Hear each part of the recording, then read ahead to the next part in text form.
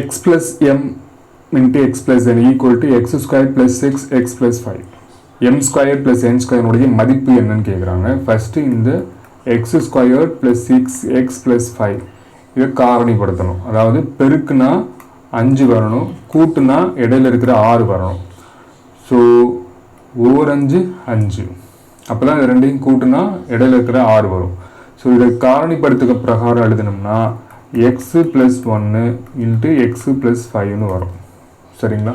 So இப்போ நம்ம சம்ல கொடுத்த மாதிரி x plus m into x plus n equal to x plus 1 into x plus 5 அப்படின்னு ஈக்குவல் பண்ணிட்டோம். ஸோ இந்த சைடு ஈக்குவலுக்கு இந்த சைடு உள்ளது இந்த சைடு வந்துச்சுன்னா டிவைடில் ஆகும். அது மாதிரி இதுவும் ஈக்குவலுக்கு அந்த சைடு போச்சுன்னா டிவைட் ஆகும். நீங்கள் எதை வேணாலும் ஸ்வாப் பண்ணிக்கலாம். ஆனால் X plus M divided by இந்த வேல்யூ கொண்டு வாங்க, இல்லை இந்த வேல்யூ கொண்டு வாங்க, ஏதாச்சும் ஒன்று கொண்டு வரலாம். ஸோ எக்ஸ் ப்ளஸ் ஒன்னை கொண்டு வந்துடுறேன் ஈக்குவல் டு அதே மாதிரி எக்ஸ் ப்ளஸ் 5 இந்த சைடு இருக்குது, இங்கே இருக்கிற ஈக்குவலுக்கு இந்த சைடு இருக்கிற எக்ஸ் ப்ளஸ் 1 இந்த சைடு வந்துச்சுன்னா டிவைட் ஆகிடும் எக்ஸ் ப்ளஸ் எம்.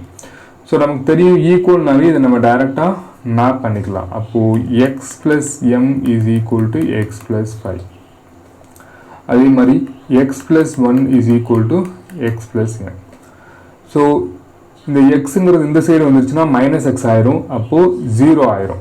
அப்போது எம்மோட வேல்யூ 5ன்னு கண்டுபிடிச்சிடலாம். அதே மாதிரி இந்த எக்ஸும் இந்த சைடு வந்துருச்சுன்னா ஈக்குவலுக்கு இந்த சைடு வந்துச்சுன்னா மைனஸ் எக்ஸ் ஆயிரும். So minus X plus X plus 1 equal to என்னன்னு இருக்கும், இதுவும் வந்து 0 ஆயிரும். அப்போ என்னோட வேல்யூ 1ன்னு வந்துடும்.